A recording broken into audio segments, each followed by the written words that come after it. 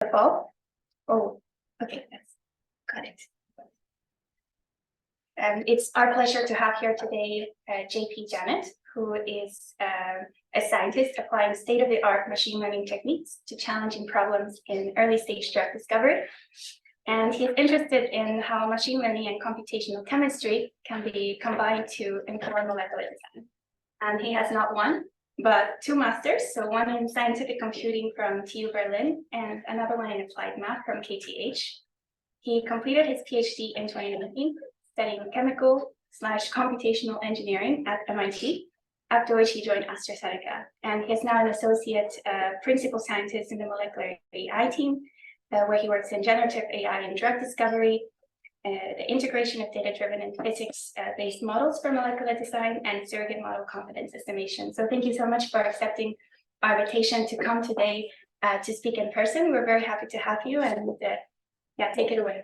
Yeah, thanks for the very kind introduction. And I'll just jump right into share my screen, and hopefully we can do that full screen, and hopefully I can even advance it.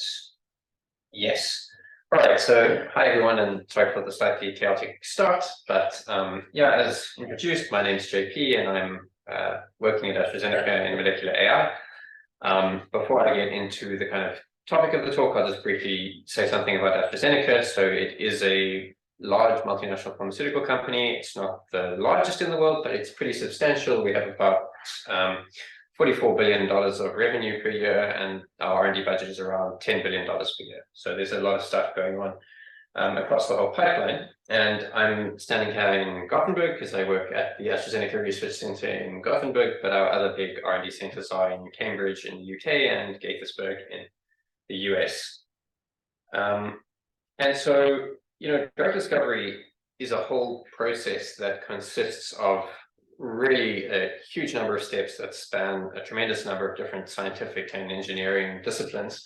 You can break this down some ways, going from target identification all the way through to clinical trials. You can also divide this into late stage work and early stage work. So typically the division here, anything that we say early discovery in the industry, is before it goes into human trials. So this is usually kind of pre a first dose to man, and then we go into late development. And as mentioned, I work in drug design, so that's the second step in this process. And also I'll give you a little bit of context about how we use AI in drug design, but I should point out that, you know, there are different AI methods applied throughout this process, and there's a lot of exciting stuff that I won't get to. I work in a team called Molecular AI, and we focus on three topics. One is de novo molecular design, so by this we mean generative models, physics-informed molecular modeling, and those two are very tightly connected, and then synthesis prediction, and I'll hopefully explain to you, you know, these three pieces and how they work together. So how do we do drug discovery? So as I mentioned, it's the second step. So canonically, we've identified a target. So this is usually a protein that we would like to inhibit because it is implicated in some kind of disease phenotype. And we're looking for some kind of molecule that will most of the time block up this protein and stop it functioning. At least that's the most common type. And we also usually begin with a starting point. So we conduct some very large-scale experimental screens to try and find initial molecules that bind to that protein. But these tend to have many problems because they're not specific binders to this protein. They might bind other proteins as well, and that means they might have side effects and low potency. So we want to transform, in drug discovery, these sort of starting points, which we call hits, into clinical candidates which are ready to go into a human. And this means we need to increase the potency against the intended target, as well as reducing off-target effects, so it hits only that protein. It also needs to be metabolically and chemically stable. And so this is a process that takes 3 to 5 years in practice, and it's powered by something that we call the design, make, test, analyze cycle. And this is an iterative process where we design new molecules. I think I can actually have a pointer. But let me do a laser pointer here. Yeah, we basically design new molecules, we make them, we test them against the target and off targets, we analyze the results, and we repeat this process. And so we are trying to make this entire cycle faster, more efficient, and more automatic with machine learning. And so I'm mostly going to talk about the design phase, how we can make machine learning systems that can design new molecules. And then I'm going to talk a little bit about how once we've designed these new molecules, we can also use machine learning to help us synthesize them. What I'm not going to speak about is the big chunk of automation around actually testing these things. These are like big synthesis robotics and microfluidic systems that are also, a whole talk in their own right, and quite far from where I sit. So to get right into it, in our team, we mostly work in something that you can call chemical language models. So we represent molecules by strings. So we've got smart strings. If you're not familiar with them, it's a representation of this molecule. It's a little picture over here. By the string, each atom is represented by one character. And then there's some grammar around the structure of the molecule, like these brackets indicate branching, for example. But if you view chemistry through the viewpoint of natural language, you can feed them right into natural language processing models. So you can take these representations and you can feed them into RNNs, transformers, whatever you like. And that's basically, how we got started with this work. So to give you an example of how you can use a system like this to generate a molecule, here's a very practical example. Let's say we have a character set. So this is the universe of tokens that our model can output. And what it's going to do is predict the probability of sampling one of these tokens. So the darker the square is here, the more likely it's a multi-class classifier, if you like, the more likely it is to sample that token. So we can generate a random number and sample from this distribution. Let's say we got an O for oxygen. We can put that in our molecule. And then conditioned on what we've generated so far, we can recalculate these probabilities. So these are autoregressive models. They generate this token, and then we feed the token back into the model, and we get a new probability map. And we sample again, we get a double bond, etc. And then you can basically propagate this trajectory as you like, and eventually you build up a complete molecule atom by atom. We also have a special end character, so that's the E that, for a technical level, when it emits that character, we know it's done. So that's in the top right here. And now we have a very simple model. This can be an RNN or a transformer, whatever architecture you like, that can autoregressively generate a molecule. And that's great, but we don't just want to generate a molecule, we want to generate some particular molecules. So how do we do that? And that's where we bring in reinforcement learning. So particularly in the team I work in, it's called the ReInvent team or the Nova Design team, we work with this platform called ReInvent, and it combines one of these molecule generating models with some reinforcement learning, which we view as a scoring function. So we generate some molecules, we evaluate them using the scoring function. That gives us an evaluation of how well they perform, whatever task we want to use them for. And then based on those scores, we can update the generative model to make higher scoring molecules in the next iteration. So here is a little iteration, a little video of it going. Here we have a protein structure. There's a pocket in the protein structure, and you can see that this model is attacking this pocket. It's designing new molecules that fit into that pocket. And we have the score, which is a physics-based assessment of the compatibility between the molecule and the protein on the axis. And you can see that over many cycles, we learn how to make a molecule that fits very neatly into the pocket. And that is, a very good example of the kind of use case we have for that. Industrially, we might have a target that we're interested in, and we can use an approach like this to generate putative binders. So what I described is the initial ReInvent, and this dates back now to about 2018 using an RNN. But we've expanded a lot in various different directions. We have tools for library design and linker design. So these are kind of sub-problems where you keep some parts of the molecule fixed. We're also getting more and more into transformers. These models are a little bit different in that they operate on pairs of molecules. So you you train it on a pair of molecules that are similar, and then it learns how to transform molecules into similar molecules using the same kind of technology. And you can steer it in the same way with reinforcement learning. And just a quick kind of advertisement that everything we do is actually on GitHub, so you can actually use all these tools that are open source, and they're kind of extensively distributed in the literature. So these are some of the many papers that underlie this ecosystem. I don't have time to go through any of them really in any detail, but I do want to give you a little bit more of a technical feeling for what we actually do. And as you might suspect, this is actually a policy gradient method. So we view the relationship between the neural network and the probability weights, or the symbols that it's generating as the policy. And we start with something called a prior model. And this is a generalist chemical model. So what I'm trying to illustrate with this picture here is each one of these squares is a molecule in this vast chemical space. It is discrete though, so it has, there are sequence space. It's discrete, but practically infinite. And we want the prior model to assign an equal probability to all of these sequences. We train this on large chemical databases to make them all equiprobable under the model. That also means that we are biasing it to make non-chemical sequences or sequences that don't correspond to molecules less probable. But that's the starting point. We train that with a method called teacher forcing, which basically just means we train it to reproduce this even distribution across this setting.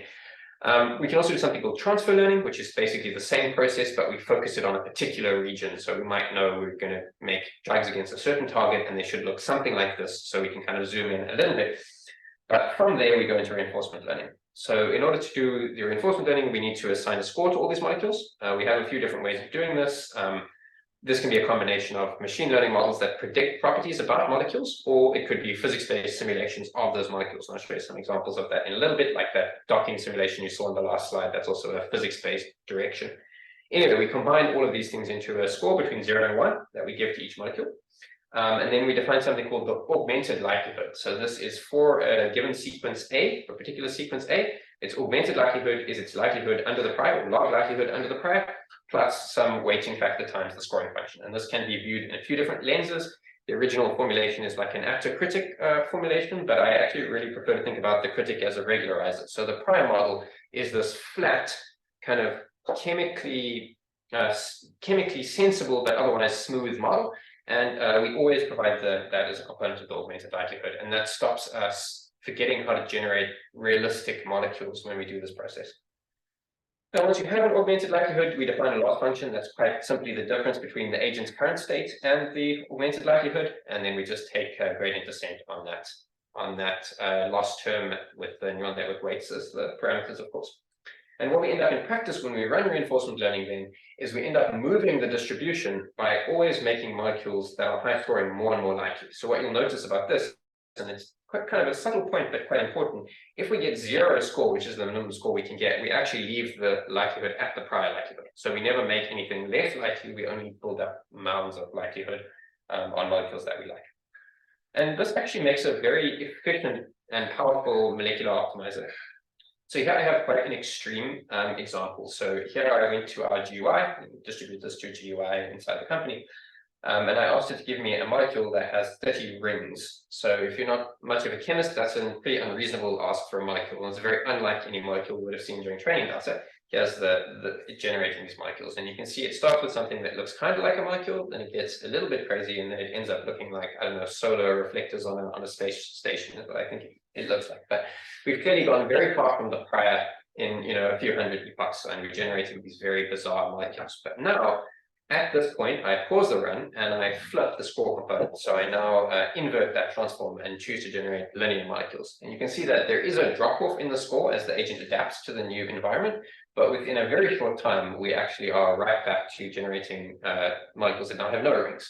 So these agents demonstrate kind of real plasticity in their learning. They don't get stuck in a particular region. And that also lets us dynamically manipulate their scoring as we run these optimizations.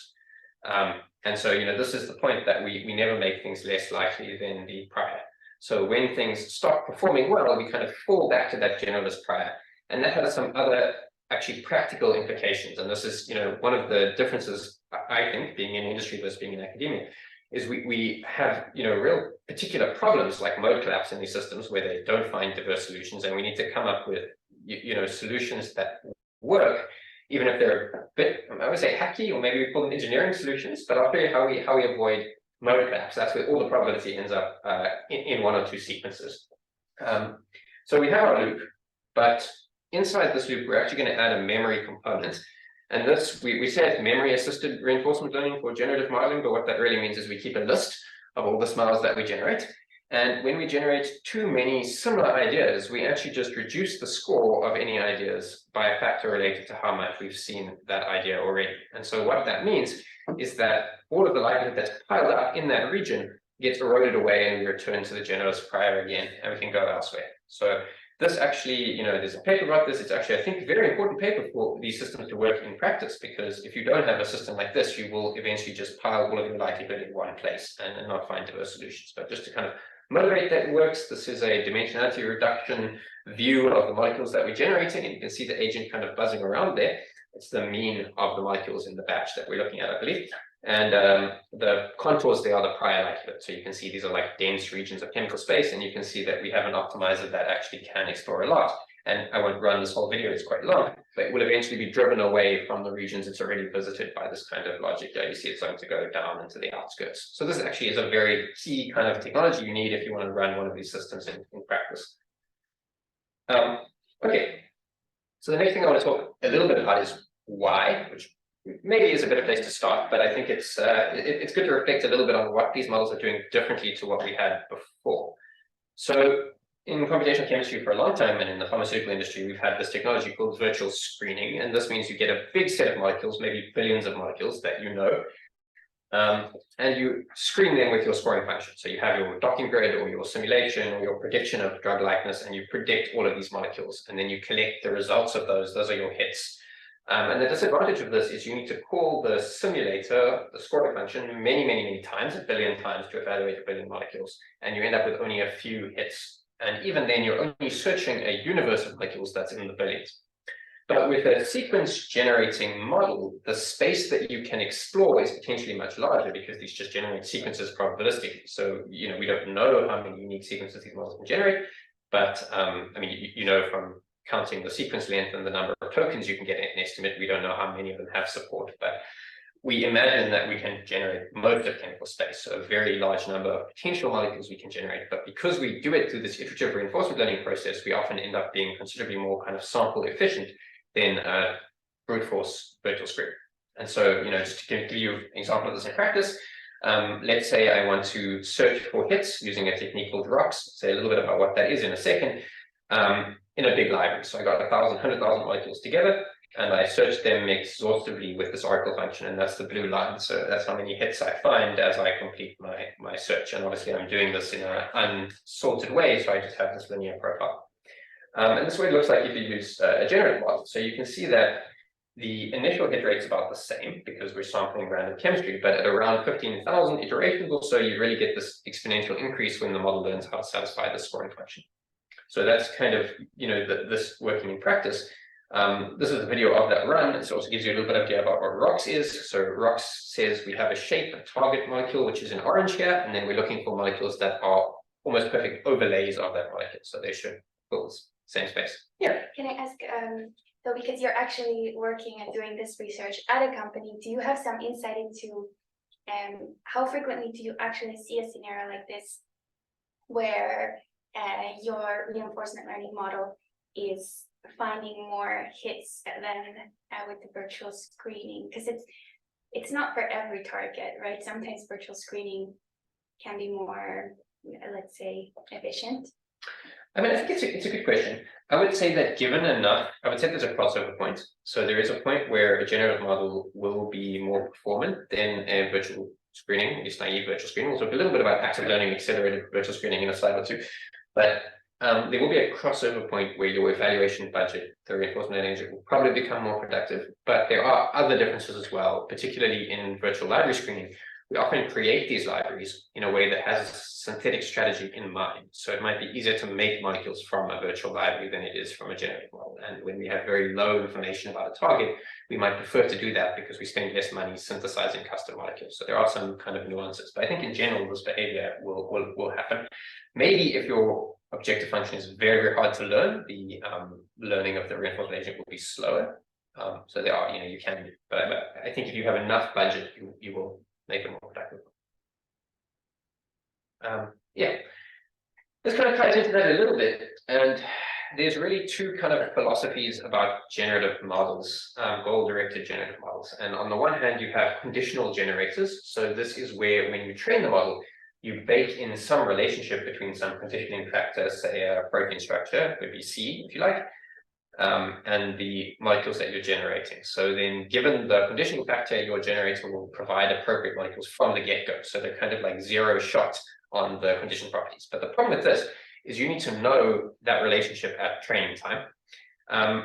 Contrast, the reinforcement learning piece is not as efficient because you need to sample the scoring function many times to learn. Every time you run ReInvent, it has to learn how to solve the problem it's working with.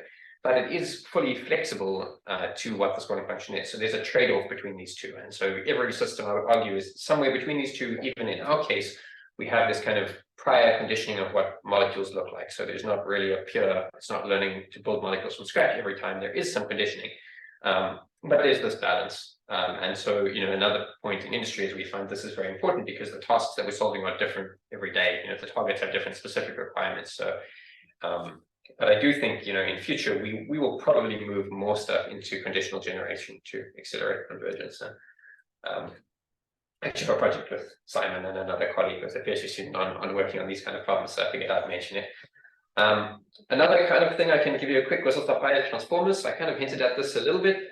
They're based on similar pairs. So this is a slide from one of my colleagues, Jon. So transformers, you can think about them in machine translation is one easy case. You could match sentences in different languages, but you could also match molecules, and that's really how they work. So we pair up molecules randomly. Actually, we try not to make the molecules in the pair too dissimilar, but other than that, we don't place any restrictions on them.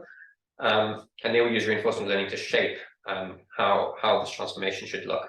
And then you can do something kind of analogous to transformers in natural language processing. You can train a very large transformer model. We now train on around 100 billion dataset size. So it's not big by OpenAI standards, maybe, or OpenAI standards, but it's pretty big for us. This is about a month of training on 8 GPUs at that scale. And you can do this in a fully unsupervised way. So you just get a big bucket of molecules and you pair them up. And obviously you have got a quadratic number of pairs you can make. So you can make very many pairs and you go in this way. And then we can basically fine tune it with reinforcement learning to get the transformations that we want. And these models then are very powerful and expressive. So they solve this optimization problem faster than the RNNs, actually, because yes, they have so many parameters. Yeah, but all of that generative stuff doesn't really answer the big problem of making molecules that will be active against our target, like really high quality ideas. And so one of the things I showed you with that protein structure that we were docking into, it looks like it works, but that's a static picture of a protein. And actually proteins are dynamic entities. They interact with solvent, they interact with ligands, there's entropic effects, and a lot more factors that you can't capture with a static analysis. So I would say simultaneously with all the work that goes on in generative modeling, we've had a real progress in the last 5 to 10 years on simulation for protein ligand affinity. So the kind of gold standard that we use is something called free energy perturbation, but there are a few different methods. It's a type of dynamic simulation of a protein and a ligand. So you actually simulate the trajectory of the molecule by itself and of the molecule ligand molecule protein pair, and then based on the comparison of those two trajectories, you can estimate affinity. And this actually works in practice. So this is data from internal AstraZeneca projects. It's 16 targets, 15,000 compounds, and there's a pretty good correlation between what we simulate and what we measure, which is, really a transformative capacity for us to have in the industry, because predicting these things has never really been possible before. But of course, these are actually quite complicated simulations. This is about 8 GPU hours per simulation, and you can't parallelize it because it's all sequential trajectories. There's some things you can do in parallelization, but not so much.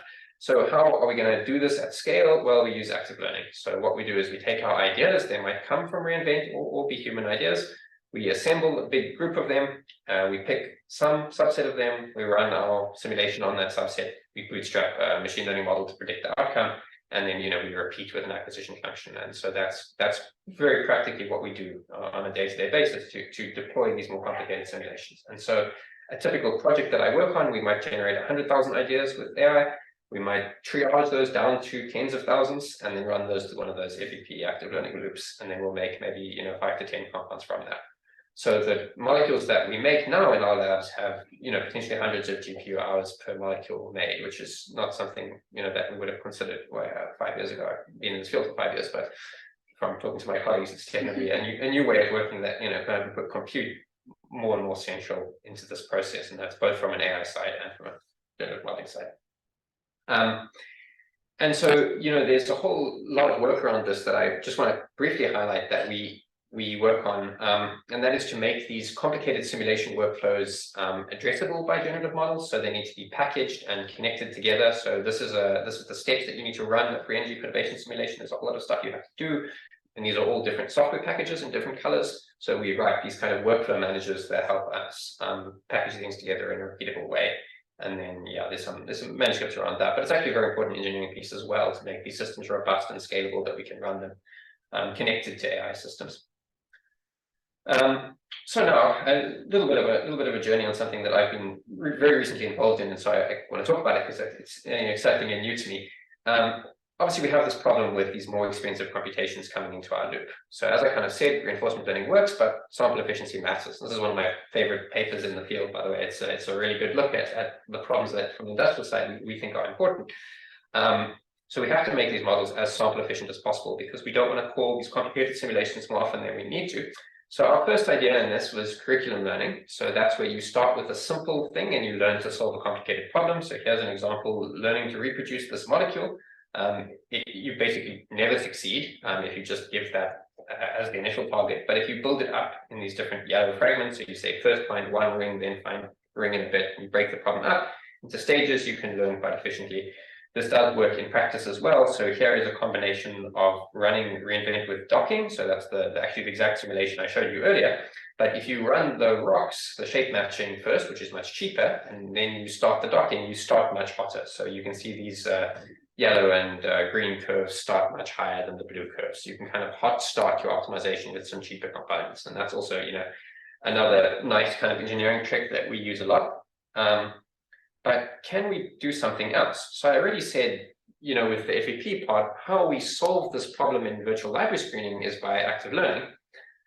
So can we do that in reinforcement learning as well? And it's actually an interesting problem because it's not as simple as you think. So let's take our loop and let's pull the scoring function away for a bit. And rather than sending every molecule we generate to the oracle, let's rather send them to a surrogate model, and we'll have an acquisition function which chooses which molecules we do send to the scoring function. And then we'll obviously use the output of the scoring function to keep the surrogate model updated, just like we do in the active learning loop. And then we'll send the results of the oracle back to the generative model. And maybe we'll also send the surrogate predictions back to the generative model. So in this way, we won't actually screen all of the molecules with our complicated simulation. We'll only screen a fraction of them. And so this actually is quite an interesting problem because it creates a double cycle. So we have the active learning loop on the inner side, which is building up this iterative approximator of oracle. We also have the outer RL cycle, which is modifying the universe in which this active learning happens every epoch. And so this actually in practice is quite a temperamental beast. So let's have a look. I'll go back to my example of virtual screening and reinforcement learning. And now there was a nice chemical science paper a few years ago from Conditional's group as well, with a very efficient active learning scheme for virtual library screening. And so we applied their work to our sample. That's the yellow curve, and you can see that it's much more sample efficient than raw virtual library screening. So if you build this oracle as you go, you can very quickly be more productive than naive virtual screening. But as with the reinforcement learning, it's not as much as we hoped. So, when we first looked at that, we were a little bit kind of disappointed that this wasn't really working. But as I kind of suggested, it has this double loop property, and that actually makes it quite sensitive. So to kind of justify this a little bit, here I have the same reinforcement learning experiment, but all I've done is added noise to the oracle evaluations and watching how fast it learns. And you can see that these systems are actually quite noise sensitive. So the rate at which we can learn decreases as we add noise to the system. So that means that the surrogate model contributions, if they are not accurate simulations of the oracle, actually can do more harm than good.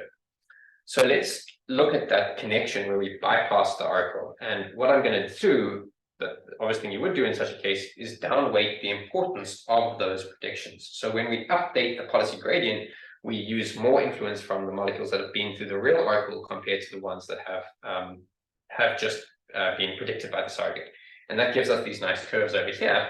And you can see that as we decrease the weight of the surrogate models, we learn faster as a function of oracle calls. But there's something very odd going on over here, and that is this blue curve. That is where we don't update based on the surrogate model at all. So this pink connection here doesn't exist. And so that's a little bit curious, because what are we actually doing in such a case?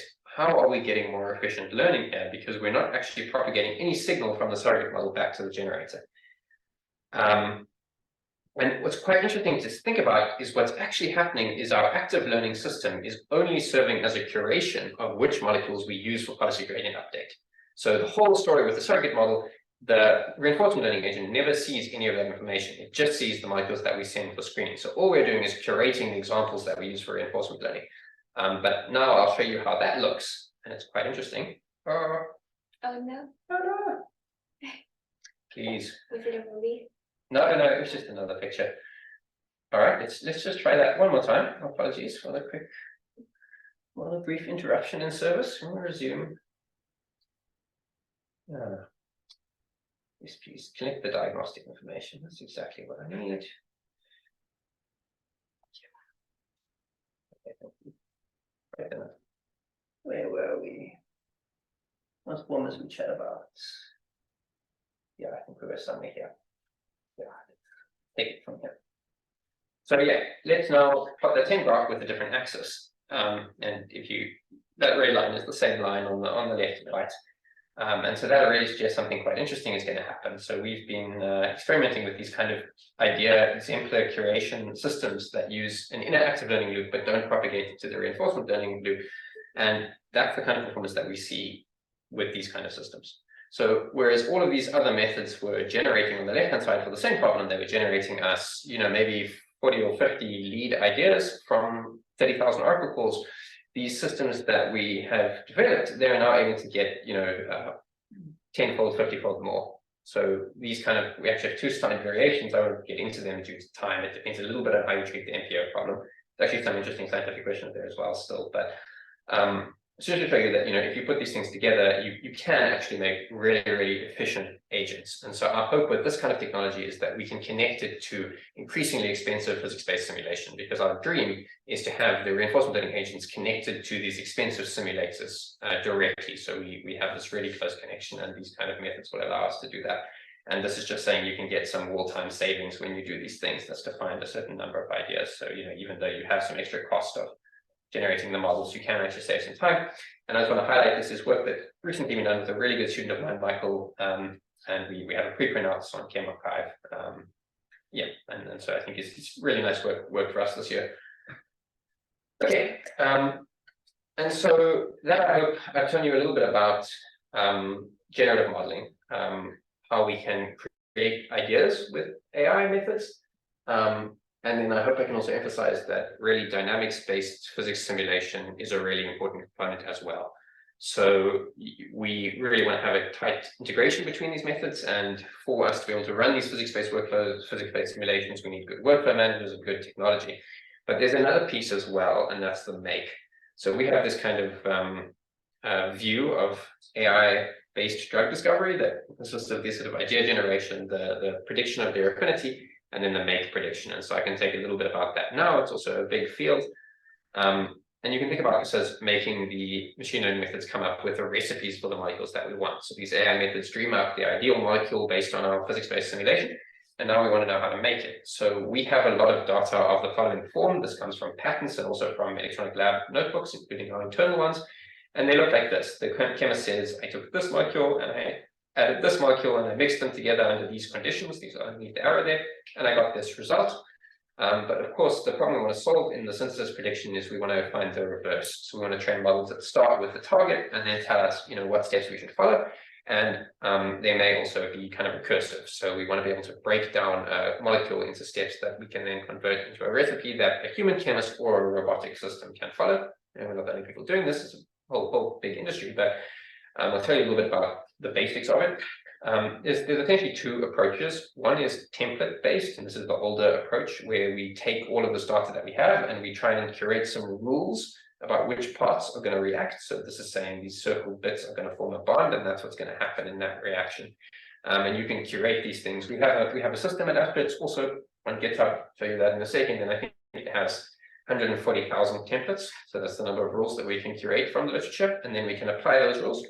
But of course, as with everything else, we're now doing it with transformers as well. So you can also have a transformer to predict these reaction outcomes based on the reactant pairs, or even the reverse, load in the target and get the pairs out. So those are called template-free methods, and we actually have both in-house.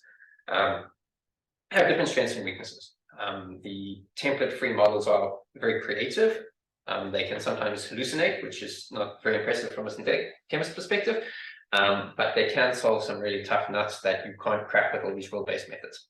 But anyway, once you have a method for predicting one reaction deconnection, it's also a really interesting scientific problem is that you have to then roll this out across the synthesis tree for a target. So we usually use like multiplier tree search and methods like this to probabilistically explore this branching tree of different synthesis routes we could look at and arrive at the suggestions that are kind of optimal for our users.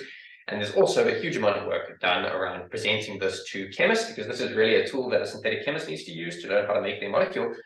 You need to have an interface that you can present to the chemist. So it looks like that. That's just a screen grab of it. This is the target they want to make. And you can see these are the reactions that are going to happen. And actually the green squares there are connected to our reagent stores. So you can actually mouse over that and it will tell you what shelf you can go to get, it's in cupboard C, shelf 4. So it's actually a really slick system. I think it's, really nice actually. It also connects to commercial building blocks, so you can pick to order them. So this is also available on GitHub, and it's actually preloaded. So these models, we make pre-trained models available, so you can actually do this yourself. You don't actually need your own giant data set. And then I've also published, there's a whole lot of papers around this that I will not mention specifically. But just to kind of take a step back, I think it's good to reflect like where we are with AI in drug design. And I'd say the current paradigm is some of these technologies have really penetrated into drug discovery projects. So one of them is generative models. So it's now completely routine that when we look at solving molecular design problems, we use generative models as an aid. That also means we might consider many more thousands of ideas than we would before. And we're also bringing physics-based simulation into this a lot more. So there's many more ideas coming from AI, and we're screening these with more complicated computer simulations. But ultimately, we're triaging this down to a small set of molecules. Like this is from this paper, but more like 10 in our case, I'd say, is the number we usually aim for. And then some humans or robots make those molecules. But obviously, where we want to go is a more kind of autonomous and closed-loop system. So we ideally imagine that we will have this kind of system be able to self-steer, so that some of the triaging itself will be more automated. So we can make this down selection more automatic. And then also connection to automated synthesis platforms, including the synthesis planning that I showed you. That means that a robot can then go to the cupboard and get the vial I mentioned. We have that technology, and now you've got to deploy that. And then you kind of have a closed loop system where you say, this is my target, and this could run and do all of these things for you. So that's pretty much what I wanted to discuss with you. I'm going a little bit quickly because I was worried that we started late, but now we have plenty of time, so let's get to discussion. So anyway, just to reflect again that I think we have seen a transformation in terms of how we do drug design. This is not only from a generative modeling perspective, but also from a physics-based simulation perspective. I feel like in some audiences that's like less sexy maybe, or less trendy, I can say, but it's actually really critical that we can bring in physics-based simulation, and that's definitely a direction that we will go. And I think we have a toolbox of really useful tools that we can use in drug discovery. And so, and it's only going to go further and further in this direction. So every future drug candidate is going to come from this kind of computationally heavy approach, because that's just how we're operating pipelines these days.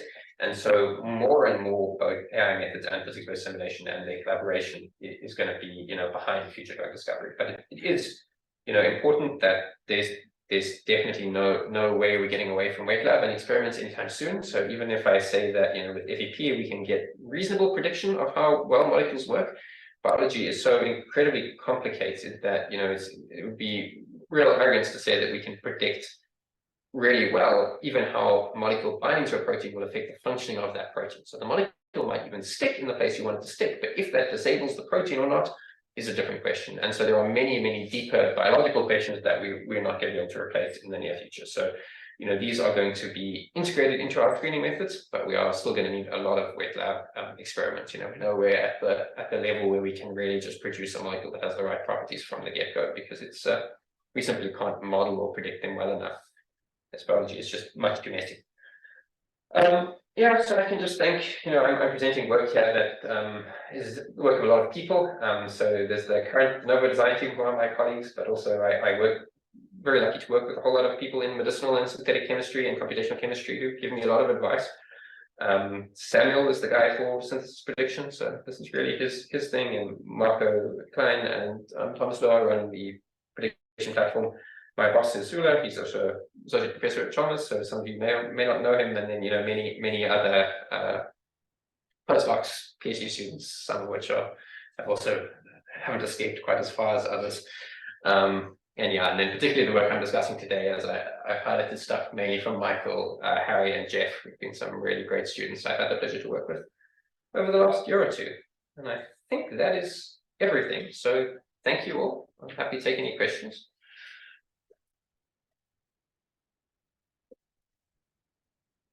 Yeah, so there is wait, there is some questions for you online. Maybe it's easier for if you want to read, like start maybe with Janusz question there. Okay. I'll read it out. Yeah, so the first question I have from Janusz is, rather than using curriculum learning, wouldn't an additional continuous scoring component like similarity to the desired subfactor or maximum common factor provide the same similar solution? Yes, in a way. And actually, if you read the curriculum learning paper, you'll see we do something like that. The problem with having them simultaneously is then every evaluation, you're also calling your expensive article. So if you instead run with just the cheap component for 100 epochs or a few cycles, few hundred cycles, and then you turn on the more expensive component, you can reduce the cost, the overall cost of expensive article evaluations. And then actually that experiment is in the paper, I think. But yeah, you can keep them on simultaneously, but you can also pre-treat with a cheap component and then move on to your expensive simulation. And we can see, do we have any questions here in the room? Yeah.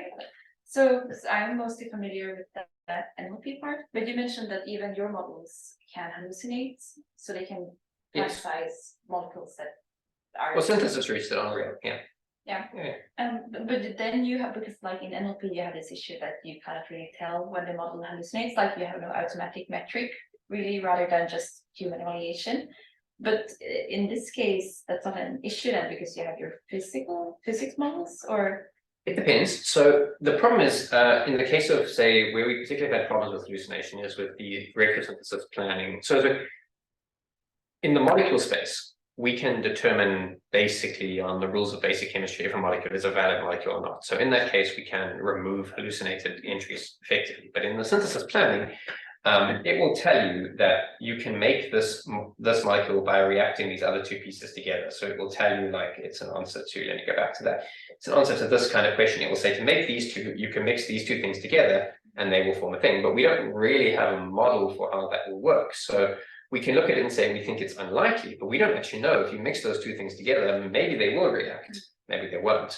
But we can see that we can compare the reactions that these transformers find to our library of 140,000 existing reactions, and we can identify about 25% of the time it's very dissimilar to any known chemistry, which means it's probably not going to work. But you know, we have a similar kind of problem we can't test in silico in a lab, yeah. But that's not serious. But then you're at least a bit better off. Yeah, exactly. And I mean, there are another interesting thing you can do here that's very hot in this field is root similarity. So if you have two different ways of making a molecule, are they similar or are they not? And then you can look at the ones that the NLP models stream out, and you can say, are they similar to real reactions or not, with the kind of inductive bias that they should be somewhat similar to known chemistry. If they're very dissimilar, we think they're probably not good suggestions to show people. But then you need a similarity metric that is meaningful across. The molecules might look very, very different, but the synthetic root underneath it might be similar. So we do some stuff with graph edit distances and looking at weighting of cutting different types of edges, and there's a whole lot of things going on there. So there's one other question online I can maybe also take. I think Faye mentioned about the active learning, reinforcement learning. Yeah, if that technology is, if the terminology is a little bit complicated, I can maybe say what I mean by the oracle call is really the call to the scoring function. So I don't want to be specific about, you know, what exactly that scoring function is, because it varies a lot on a case-to-case basis, but it's really what goes in this black box. So in this case, it is, for example, document. It's the number of times we try fitting a molecule into this pocket. So each one of those is a physics-based calculation that takes some time, and we want to reduce doing we want to do the smallest number of those that we can. So that's what I mean by oracle call here. And I mean, if you want a particular reference, we have a preprint, so you could consider that one. And that would be one of us. Yeah. I saw Simon also raised the hand as well. Yeah, so I can go first. Yeah, so thanks for the talk, JP. Very nice. So the part where you were talking about removing the question that's in chat. Thanks, Stefan's question. I think Simon wants to ask his oh yeah, himself. Yes, can you hear me? I don't know if we can hear you though. Wait, you cannot hear me? Let me see. I can't see anything, so I can't hear anything. No. Okay. Wait. I think we don't have audio. Let me see if I can hear. Can you repeat your question? Yeah, sorry about that. Yes. Yeah, sorry about that. I think the audio is not quite, the connection is not quite. Maybe I can answer Stefano Yeah, while you type. Sorry about this. Yeah. So diffusion models. Yeah, this is actually really something also close to our field. There's been a lot of diffusion models, diff-dock, equibind, target dock, that basically solve the problem that's on the slide. That's designing the molecule that fits in this pocket, and usually they do that by initiating a cloud of atoms, and then they diffuse them all to the ligand trajectory, to the ligand position in the molecule. And these are very well, actually, we have evaluated a few of them in-house, and we think that they basically don't work very well, because they lead to generally unphysical poses, because they get the small details wrong. So they make these ligands, these poses that look superficially correct, but actually don't stand up to scrutiny. And particularly when we put them into physics-based models, they usually explode. So you can tell, you have to have a pretty reasonable starting point for your physics-based simulation. If you have something that's completely crazy, the energies in the first step of your physics-based simulation are enormous and the whole thing blows out. That said, I do think that these are directions that can be improved upon, and actually Simon and myself and another one of my colleagues, Alessandro, have a PhD project that's starting next month, and also a postdoc working on diffusion models for these kind of problems. So we definitely think they potentially have an impact. I think most logically in this 3D kind of case. So they're an appealing solution to generating a sort of 3D conformer of a molecule. What we're doing here, again, is just generating them on a 2D level, and then we're using a physics-based simulation to convert them into 3D structures. So.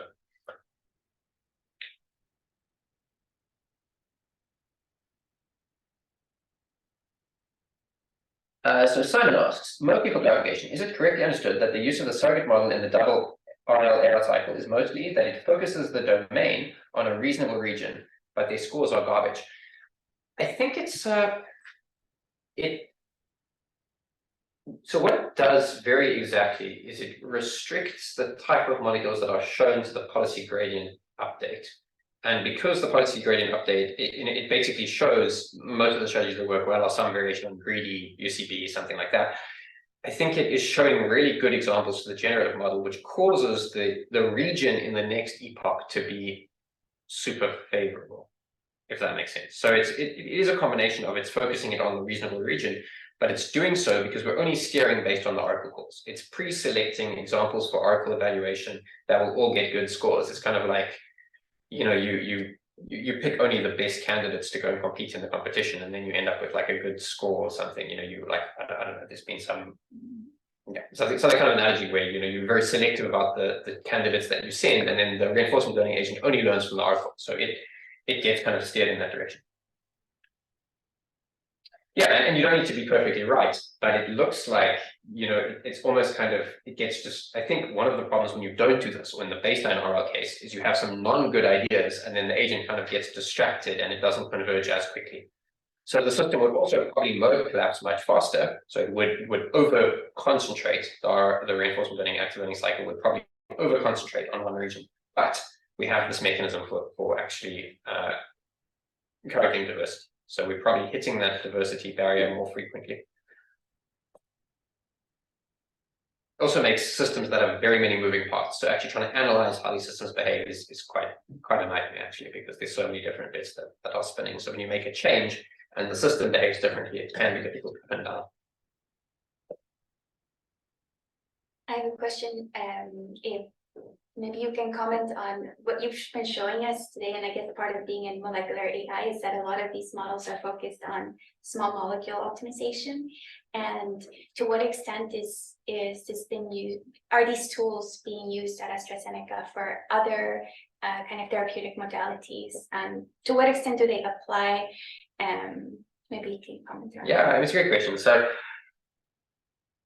on one level, there's a view, so just to kind of bring everyone along with that question in case you're not in this field, we're talking mainly about small molecule drugs, things that look a little bit like this and made of some atoms. But there's an increasing interest in AstraZeneca and other pharmaceutical companies in larger molecules, particularly, I think some things like PROTACs, which are small enough that they're almost like small molecules. You can basically do the same thing.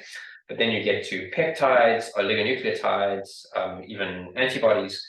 And then they're usually designed at a sequence level. So, like DNA has got a series of sequences, or amino acid proteins are made of 20 amino acids, and you choose the different sequence. And so you can do the same kind of reinforcement learning stuff on protein sequences for sure. You can also do, other types of structural models. The difficulty with all of these other modalities is the scoring. So we have 40 years of experience building scoring functions for small molecules. And that means that when it comes to predicting how good a given small molecule is, we're still not very good at it, but we at least have a chance. But if you look at, I talk to people in antibody design a lot, and they're proposing new sequences for antibodies, but evaluating the impact of the changes that they're making in a computer is really, really hard. So if you don't have good steer, then even if you have some model that's doing something, you're still kind of very tied to the experiment. So there's still, I think, new modalities tend to be in that stage where we don't really understand enough the implications of the changes we make to really design them well on a computer. But I mean, I think that's a huge area because it's also very unexplored territory. Is that because you can't run the same kind of physics-based models here? Yeah, I mean, you can do simulations of antibody docking, but we have very limited data to validate that they work, and they're even more complicated. And small molecules, we have a good idea of what's going on. It's just more complicated. But I think simulation as well for me will be obviously a way that we do that, but we just don't really have the simulation protocols ready for those kind of problems like we do for small molecules. So, thank you, Adam.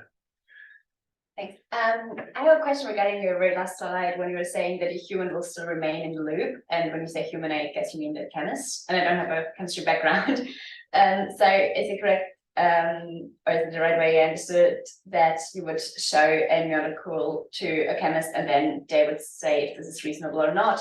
Or do you provide any other insight into the model, like an interpretable model or something like this? Or this is more or less covered by the physics-based constraints? I mean, I think there's a very insightful question. To some extent, the physics-based modeling makes the interpretation kind of easier, but, and so when I say human in the loop, we will still probably have experienced chemists and biologists looking at these ideas and saying, do they make sense? Are they reasonable? Is this a reasonable hypothesis? But actually, it's a question of how we can most efficiently benefit from that human feedback. Like, can the chemist actually tell us something in a language that we can understand and give to the model? And so there's a postdoc, Janet, who's actually in the chat, who's actually working with us on exactly that problem. Like, how do we collect meaningful information from our humans in the loop so that we can direct the model in an optimal kind of way? And actually, Rossi and I had a master's project about that as well, where we kind of had an online component that was learning from the human feedback as it went. So I think there's a lot of space in making the human feedback most impactful, because also, some question, which molecule do you show the human, right? You can't show them 100,000 molecules. So how do you choose the most kind of informative examples that you can show the human? So there's I think a lot to be done there, because we are going to need this insight, because humans and biologists have a lot of understanding that's very difficult to translate into some of these models. And they retire. And they retire. Yeah, and exactly, and they're retired. And also, if you have a system that's capturing human feedback, you can leverage a lot of humans at once. So you can kind of build a model that's learned from interacting with a lot of different humans, and maybe you have something that can, transfer knowledge across different domains. Maybe one human knows one thing and not another. So it's I think very important that we in pharmaceutical engineering, that we acknowledge that scientists have real domain knowledge here that we can't just blast away with GPU hours. Like we're not in the level that we can get rid of that knowledge, and we need to capture it and make it as useful for these processes as we can. Thank you. Yeah, do we have commercially available molecules that were discovered using these new kinds of methods? No, I don't believe so. There are a few in trials that have come from, that we know have come from generative models. The timeline from a discovery project to a drug is about 10 to 15 years. Okay. So no, the technology is not old enough. I have no doubt we will see. I mean, there are some clinical trials that are AI implicated molecules. The problem is that a company will say, this is an AI-derived molecule. What they mean by that can be something very simple, or it can be something very deep. We have filed patents with AI designed molecules in AstraZeneca. We haven't got any to clinic because the step is first your patent, and then we go to clinic. So we don't have any AI molecules to my knowledge in clinic, but we have filed that.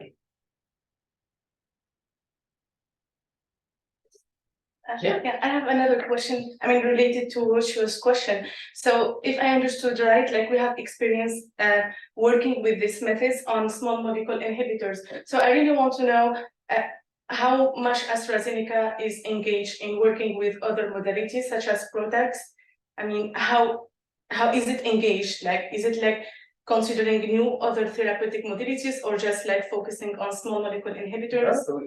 And your view or of the future of this field? Yeah, I mean, it's a massive issue and it's going to get bigger. I think we will expect generally that we will look at about a 50-50 split between small molecules and other modalities in the industry going forward. And I don't think AstraZeneca, and there's a whole lot of reasons behind this. And if you have the Inflation Reduction Act, there's US legislation that limits patent life of small molecules, but it's not for biologics. So there's a whole lot of different factors, but I think we will see more and more, and AstraZeneca is definitely involved. I mean, there are teams and teams working on new modalities, and there's a counterpart to ReInvent for antibodies. So we have an antibody AI team.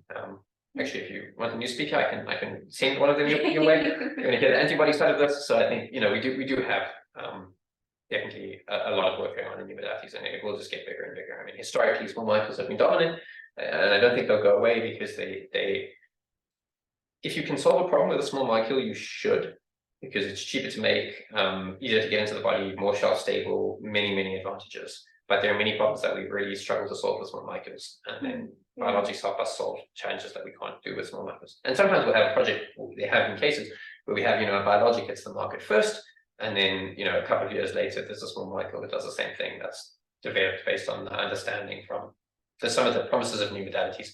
Now we're getting way off topic.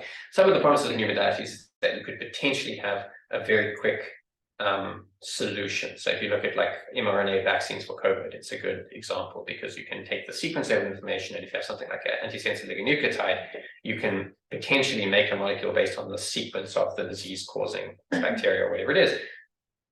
So you can maybe get very quickly a dynamic solution, and then maybe decades of research before the small molecule comes along and does the same.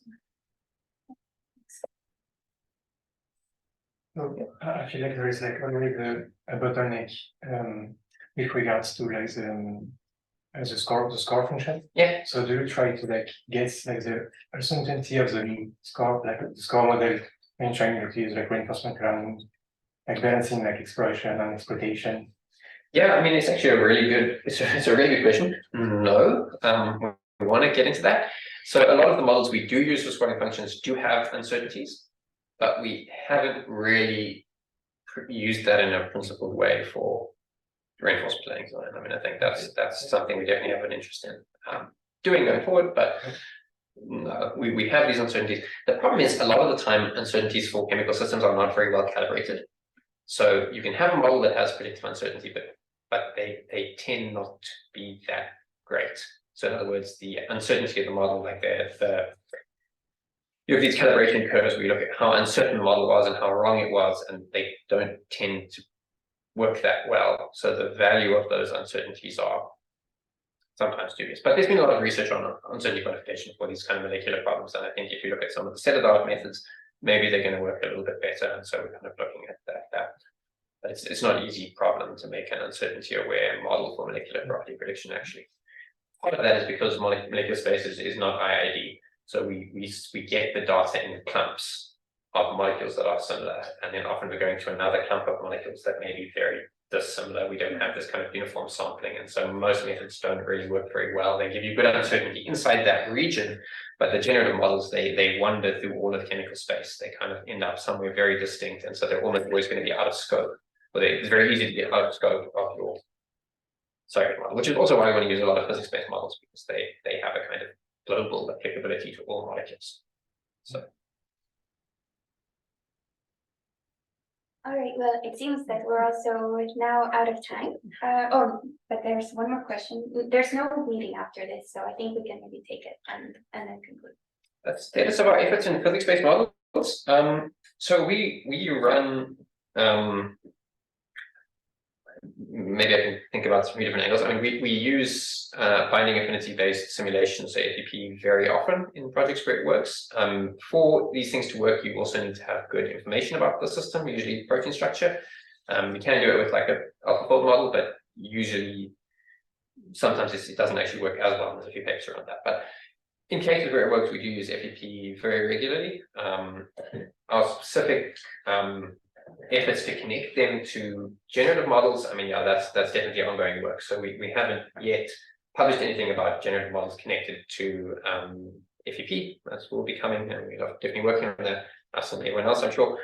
The problem with those models is they're so expensive that without the active learning work, or maybe even with that, but certainly before the active learning work, we were nowhere near the sample efficiency. I mean, we did 15,000 iterations of reinforcement learning to get a good model. That's about the number we were working with. And that's too much to connect to expensive physics-based simulators. So currently what we do with physics-based, the everyday work that we do with them is we do active learning on a subset of ideas. So we run the whole reinforcement learning, we get a big bucket of molecules from that, and then we attack that with active learning. And so maybe with active learning in reinforcement learning, we can start to change that. But we want to do no more than 2,000 or 3,000 FEP simulations for a round. So we don't want to do 15,000 evaluations. All right. Great. I think that was the last question then, and then we can thank the speaker again for. I will just say very briefly, I don't know who the audience is, but if you are interested in collaborating or working or talking more, please do reach out to me. Definitely, if you're a Chalmers master student, it's very possible, but if you want to collaborate in some other way, please also. I'm very happy to talk to anyone who's interested. So thanks again for your attention, and sorry we couldn't get the audio to hear your questions. All right.